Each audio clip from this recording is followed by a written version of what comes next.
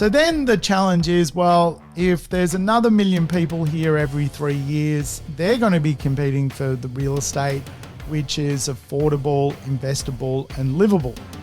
And 3 years after that, another million people. And 3 years after that, another million people. So the affordable, investable, and livable zone is ultimately hot property.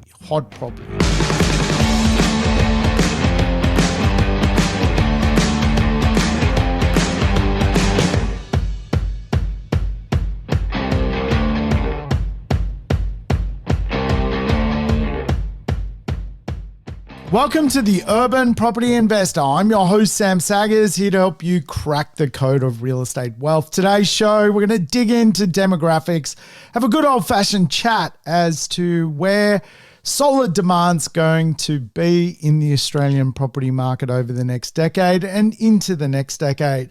Spatial change, spatial transformation, it's a big way to analyze real estate. And today I want to get into what that looks like and how it's going to meet one of the big structural shifts moving forward in Australian real estate, the great transformation of intergenerational wealth.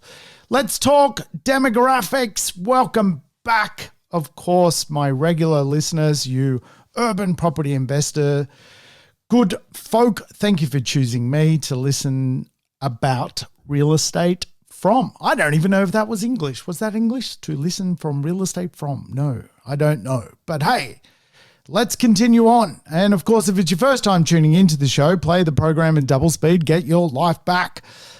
You can speed me up. And I have done a lot of episodes, so feel free to dart about, go back in time.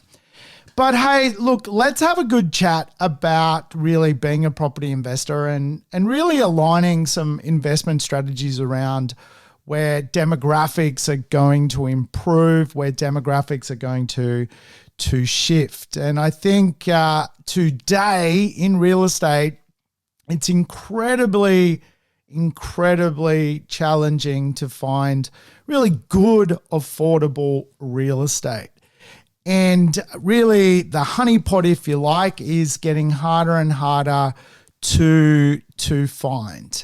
What we want as a property investor is something that meets our budget, but ultimately there is a diminishing level because of aggregate demand of opportunity. So we need to be on our toes. That's the first lesson, I think, today. You can't really sit on the fence for too long. You can dart about for maximum 12 months in real estate, but really thereafter, you've got to make some moves.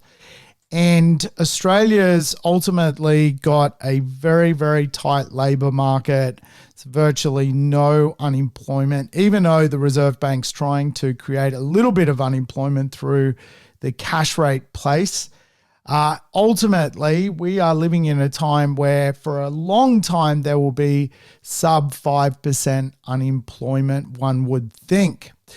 Now, you're in trouble if you don't start to make moves. That's my really thought process around Australian real estate. Oxford Economics has come out with some pretty incredible house price and unit price forecasts up until 2027. Openly suggesting that the property market will rise in value to the point where, for example, a Sydney median house price home, which is already high at 1.369, by 2027 could reach $1.93 million. That's a huge amount of money to be gained in the next 3 years. So really, are we actually still in a very much a boom phase? Well, I've been open in saying that we ultimately are, but it's been led by the rise in rents. And of course, smarter people than me, Oxford Economics has come out and said, well, no, it's not only going to be the rise in rents, that will be followed by a further rise in property values. And this will take, the median house price of Melbourne to 1.28 from 915, Brisbane 1.21 from 895. And then over in the unit space, it doesn't get much better if you're going to sit on the fence. In a Melbourne apartment, it's a really good value at the moment at 612 median unit price. By 2027, that is reported by PropTrack and Oxford Economics Australia to hit 780. So virtually $200,000 in an apartment down in Melbourne to be made. And so these are incredible numbers, folks, incredible numbers. And again, I think we need to understand a little bit about, there is a demographic shift happening right now, and there is a real set of fundamentals which probably are very favorable to some of this data coming together. And even if 50% of that report was correct, it's still a big spike in possible capital growth. So there's kind of three parts to the puzzle: what Australia wants, what Australia will do, what you can actually physically buy and afford to buy, and what the overall aggregate demand will do and buy. It's kind of the three levers out in the market: what Australia's doing, what Australia's business plan is, if you like, what you can do to join into that business plan with your budget, and what the rest of society will ultimately do with their money, and will that link to how to buy real estate. Really, that's the point of today's show. And I think makes a lot of sense to me. If we know where aggregate demand is going to buy, and we are part of that aggregate demand, we're going to catch the wave. We're going to catch the wave. Now, if we look at past policies, really to why we're here, why we're at this nexus point of ultimately less affordability in the market, obviously rents spiraling out of control. You have to go back. APRA restricted a lot of landlords entering the market over sort of 2017, 2018, 2019, that whole Royal Commission era, kind of chased off property investors who are landlords. Then we've had things like government sort of intervening and creating annoying regulations, which people don't like. People don't like to be sort of government-led in the real estate space. Landlords are going to be told they need to, provide better air conditioning, provide better sustainability mechanisms to their real estate. And of course, that has chased a few people out of the space through building code changes. Now, I'm very open about it. I don't want any part of building code changes, so I'm avoiding that through making sure I'm not having to retrofit my real estate through building code changes by generally following modern real estate, which already has building code changes kind of built into it. But that's the past, and we're here now. Things ain't changing, so we're moving forward. We're always moving forward. So the medium term, next 10 years, really, it's a game of density. Where will the people go? Where will the populace head to? And whereafter into the 2030s, where will the planning instruments create a affordable, more cohesive society? And over the long term, it's where is the land going to be released? What will happen to trades and workers, and will the robots take everyone's jobs? And where will infrastructure improvement be? So I'm a big fan of finding the land where the infrastructure is going to improve, and obviously linking that to also where demographics are going to shift into that space. And of course, Australia's business plan, population plan, is to continue to grow its populace. And today, we're a fast growing country. Fast, like so much growth when it comes to new people. And of course, not everyone likes that. Not everyone's a big fan of new people coming into the system. But a place like Sydney will grow by, 23% more people within the next 15 years. So it's no wonder we're going to see house prices continue to rise if you're just simply putting more people into the system yet not building enough product, you're just simply going to always have this supply and demand challenge.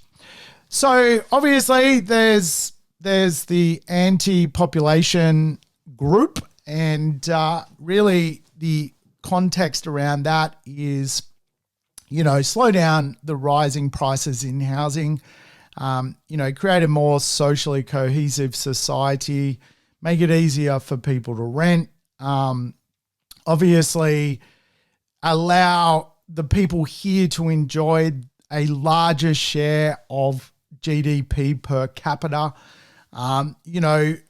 essentially not have those bottlenecks going to the doctor and being the 40th person in line in the waiting room, only be the 10th. That's really the argument, I guess, around that side. And there's some validity to that argument. Is Australia really growing its population base but diminishing its per capita, enjoyment of everything? And the opposite, though, and of course, property investors kind of need to back higher population, because ultimately it does become a economic benefit rather than a social benefit or a GDP per capita benefit to people in the system. But ultimately,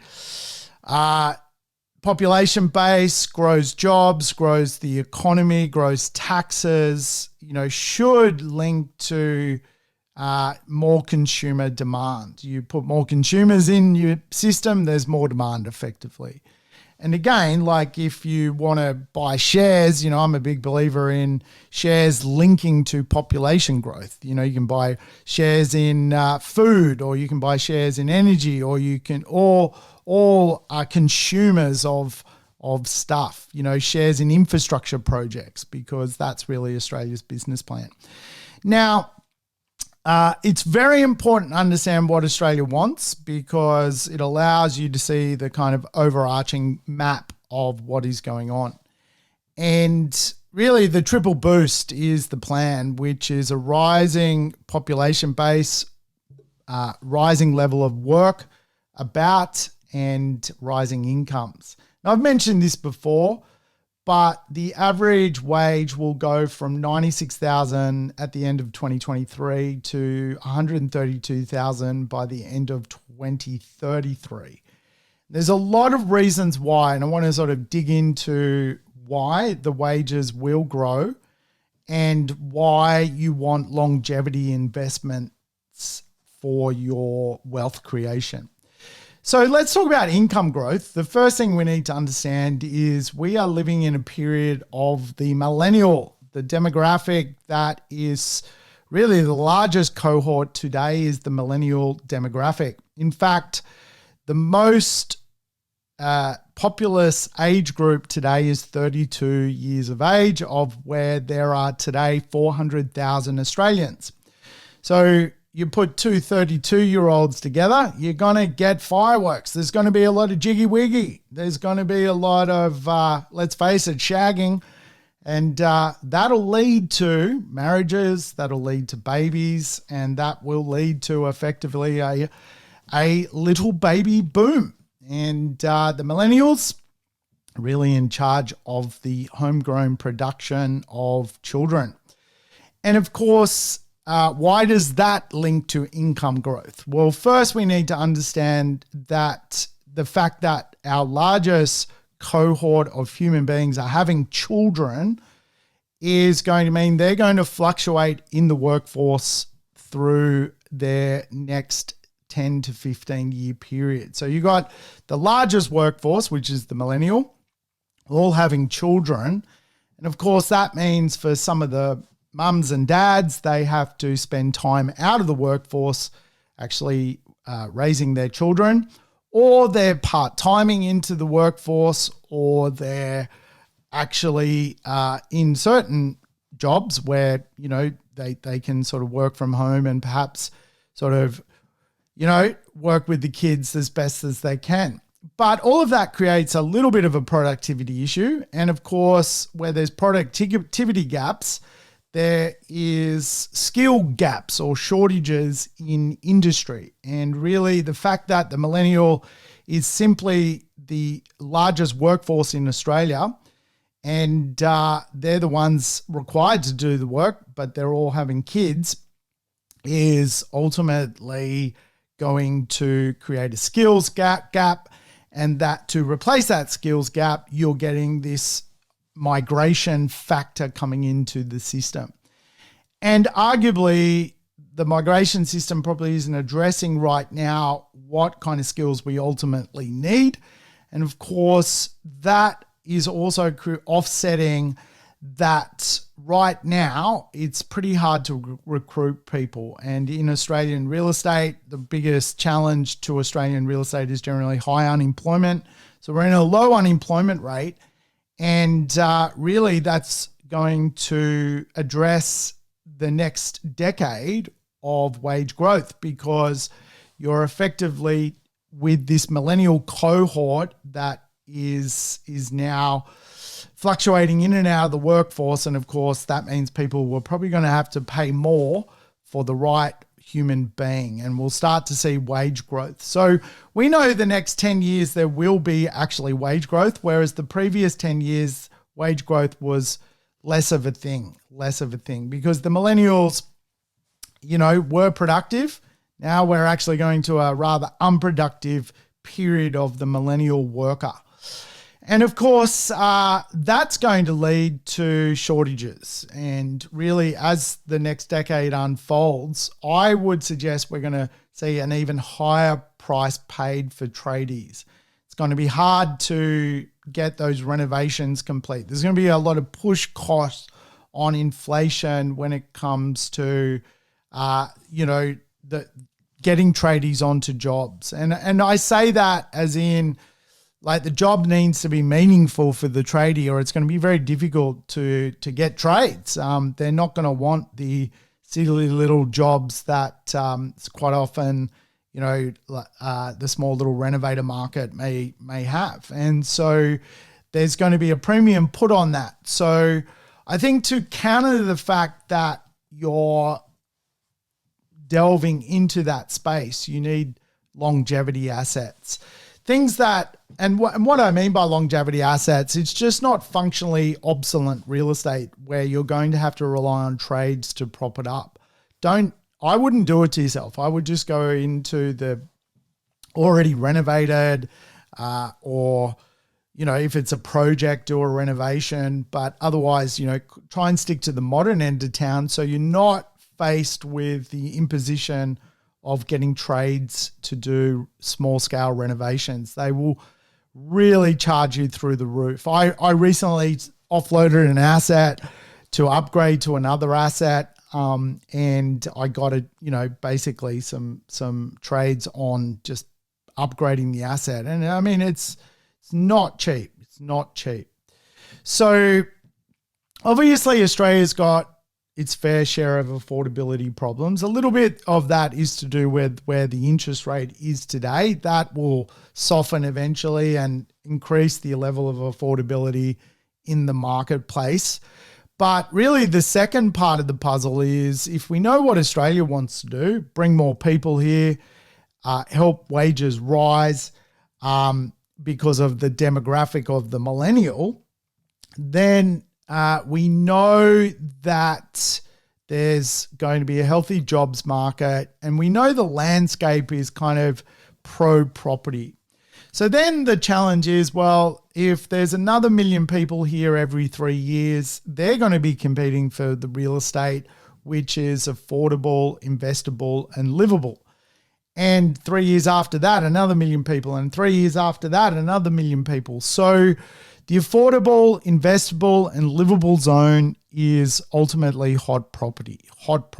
And obviously there are versions of those zones out in space. And so for me as a property investor, I'm wanting to see where the spatial demand is going to be its greatest. But again, if we're looking for the right real estate, there's going to be criteria behind that.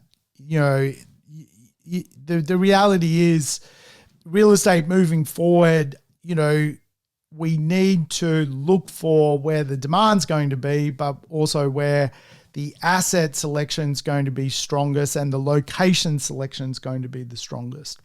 So we want these suburbs which basically people want to live in and also locals want to stay in. We want this kind of over-demand effect that is plausible in real estate. But also equally, we need to go and find affordable, tightly held markets. It's kind of an oxymoron. We need to find affordable, tight rental markets, affordable suburbs with tight rental markets. Again, it's a little bit of an oxymoron, but it can be done. We need to find affordable, liquid marketplaces where days on market are very, very light. Instead of 90 days on market, 22 days on market. But anything with 22 days on market is in high demand. And so again, you have these challenges as a property investor, as a property selector, where you're looking for liquid real estate, but ultimately have an illiquid budget, which is a budgetary constraint. And of course, you need to find a suburb where the median price is at a certain threshold for your budget, which again, for a lot of property investors, the median price of real estate is actually above their budget. And so you can see the challenges. You're not only fighting the challenge of Australia's business plan, but you're also challenged by the fact that as an investor, there are budgetary constraints quite often. And of course, you need to go and find an affordable, investable, livable suburb with high growth prospects. Again, it's doable, but it's not easy. It's not easy. And you then have to go and find an investable, livable place where the livability of that area is so good, it's going to attract people and retain people. And of course, that means low crime rate, that means available to amenities, that means walkable suburb, that means good schools, good green space, public transport, shopping centres and healthcare facilities, and a high unemployment rate, which is better than really the state's average. So a lot to be done in that space, a lot to be done. And again, I think sometimes when it comes to property investment, it's getting harder. It's not getting easier. It was a lot easier 20 years ago. It's hard. And I say that because I think, you're as a property investor, if you haven't bought or you're updating or upgrading your portfolio, it's time to move because it's just going to get harder. And again, if that Oxford economics report's worth a grain of salt, prices could get carried away and then it's a lockout. So we are living in the millennial economy, and I like to explore what aggregate demand will buy. And if aggregate demand, the overall higher level of demand is millennial base, what do millennials actually want to buy? And of course, today I'm a big fan of millennial neighborhoods, whether it's that cool inner city cafe for the cafe district, those place economy districts for the cool kids.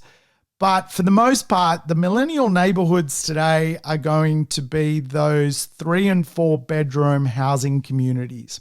Why? Because millennials are having children. And because they're having children means they're starting families. And generally, when you start a family, you kind of are looking for a bit more space. 1 bedroom unit's not going to cut it. And so for a lot of the millennial economy, they are going to different spaces. So what is the space they're looking for? Spatial demographic change. Now, the 2020s, if you like, the next 10 years is going to be millennials drifting to affordable outer suburbs and gentrifying those affordable outer suburbs.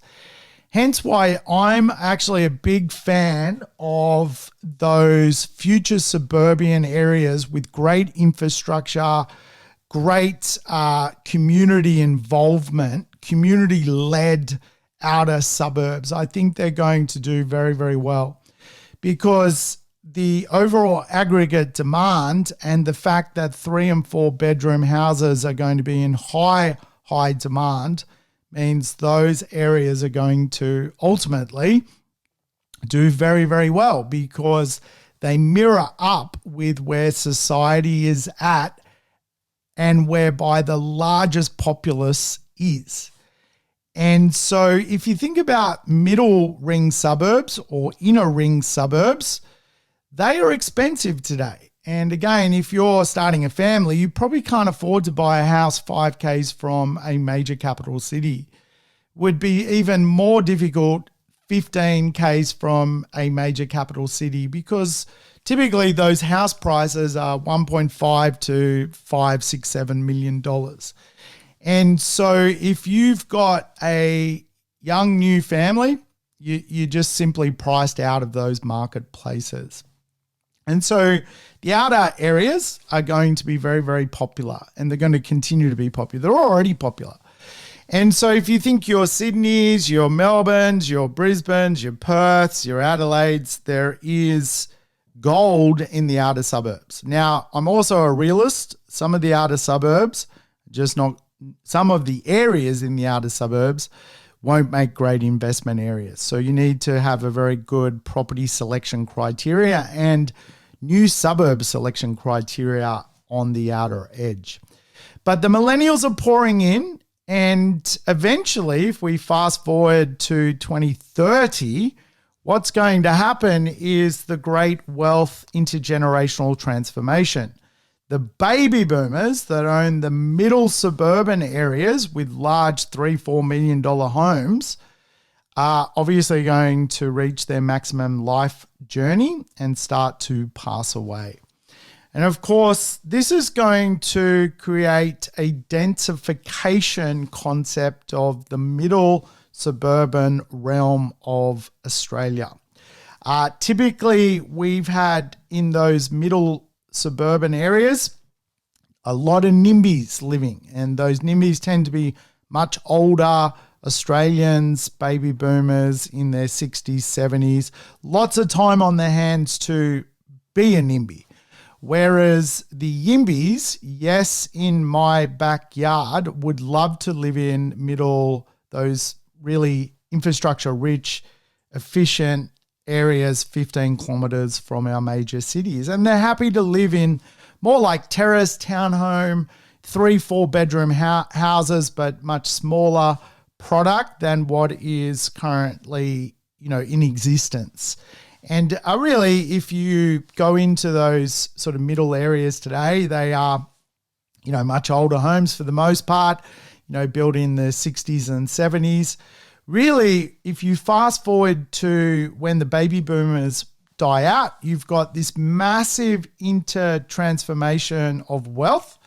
And what is likely to happen is the millennial, which is parked in the outer suburb, will see property values rise in the outer suburbs. We'll go into the outer suburbs with not a lot of wealth in the 2020s, with government grants, with small deposits, with first homeowner schemes. Ultimately, get an uplift on value of their house, their 3 or 4 bedroom house in the outer suburbs, 30, 40 kilometres from the city. Probably make in that decade a sort of $300,000 odd gain from their house. And then you'll start to see the middle suburban area open up through effectively the die out of the baby boomer and the buyout of their family home with an instrument from town planning around densifying the middle suburban area. And what we will see is the ability for the $4 million house to become 6 high-quality townhomes, terrace homes in our middle suburbs. And again, what you'll then see is the millennial going, well, I can now afford it because I can upgrade because I've got a larger deposit. Because the middle suburban ring is dissected and a $4 million house is now 6 $1.5 million luxury looking townhouses with a smaller kind of footprint, you'll get the actual YIMBY coming back to the middle in the 2030s. The YIMBY is now being sent out. If you ask any millennial today, they would love a great townhome in middle suburbia. They don't need a large family home, even though they've got kids. They would happily have a 4-bedroom townhouse product, 15 Ks from the city if they could reach the price point. They're going to be able to afford that and they'll end up coming back. So the millennials will upgrade to ex-baby boomer stock, whether it's going to be the $4 million home because the millennials done very well economically, or whether it's a smaller version of the $4 million home, a $2 million version or a $1.5 million version. So that's ultimately what's happening. And of course, the inner ring today and into the future is now becoming a very alpha luxury part of society. You're typically getting, today developments in Brisbane's 5-kilometre radius or Sydney's 5-kilometre radius of the CBD. Melbourne's, like, the square meter rate on those luxury apartments is mind-boggling. Like Sydney's at 100,000 a metre in those areas. So that becomes a high-end luxury playground. You'll also obviously have a little bit of, student product in the CBDs. But for the most part, the inner ring becomes luxury. The middle ring in 2030 gets redeveloped. And the outer ring today is where the large pool of aggregate demand from the millennial is. And that's the way it's unfolding. And of course, you can have a look at a regional city like a Newcastle, a Toowoomba. Some of these regional markets are also going to be the beneficiary of Australia's business plan. Now, you could argue for every sort of 2 to 3 people that will be drawn to Australia and end up living in Sydney or Melbourne or Brisbane, there will equally be as many people, if not a tad more, going to regional Australia as the Australian government goes, well, we probably could grow Toowoomba a lot with a lot more jobs. We could grow Newcastle with a lot more people. Let's take the pressure off Sydney a little bit and send some people up to the Central Coast and or Newcastle. So you often get regional migration schemes through the visa system, having people sort of go to those marketplaces equally as well. But it's fair to say in the 2020s, there really is no 3-ring system to a city when you go to Toowoomba, when you go to a regional city, Geelong, etc. There's no real outer area, if you like, because you can drive through the city in 20 minutes. So you can be from the middle of downtown to the outer area within sort of 15 minutes most of the time. So buying on the edge of a regional city is going to also be a drive to this affordability by the millennial.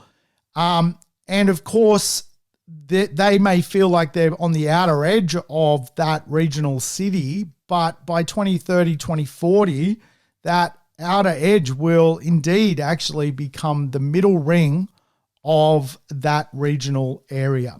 Now, certain regional areas I'm a big fan of, and quite often I don't even know why we use the word regional. I never feel like Newcastle's a regional city to me. It's massive. It's got an airport. It's 600,000 people. Gold Coast considered a regional marketplace. That doesn't make sense to me. I mean, Gold Coast is the second most expensive Australian real estate market behind Sydney. But it's considered regional. So I don't know. Maybe it's just me who has a problem with that one.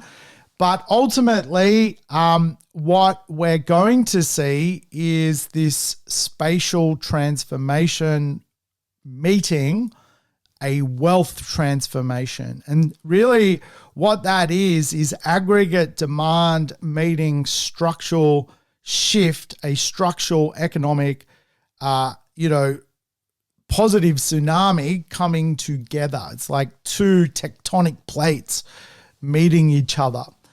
And so a little tip today, if you're an investor, don't underestimate adding to your portfolio a 3 or 4 bedroom dwelling in the outer suburbs in a high quality, very high quality, livable outer suburb. And of course, those middle ring areas are going to be hot property later in the decade once again. And I think owning a piece of that is very, very powerful as well, with that inner ring area today becoming also a little bit more luxury. So good signs ahead. If you want to follow the millennial economy, then that's where they're headed. So hopefully that made a little bit of sense. Thanks for your time today. I'll leave it there today. Leave me a review. Feel free to leave a review so we can do it all again next week. All right, folks, take care. Thanks for tuning in to the Urban Property Investor. To never miss an episode, make sure you subscribe to the podcast on your favorite app or on YouTube. I would love it if you could give the show a rating and share it with your friends and family. In between episodes, you can always keep in touch with me by connecting on social media over Facebook, Instagram, or LinkedIn. Until we meet again on the next episode of the Urban Property Investor, take care and bye for now.